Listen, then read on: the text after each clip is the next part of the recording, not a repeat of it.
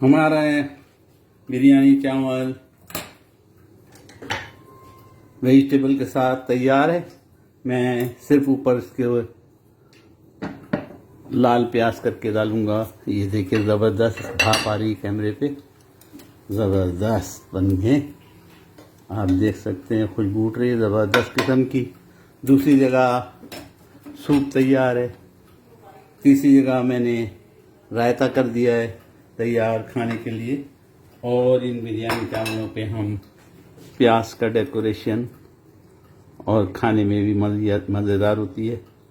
ये मैंने कर दिया अल्हम्दुलिल्लाह।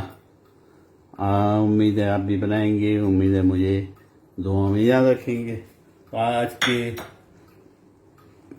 एक पंक्ति काट वाली बात हुई है कि हमने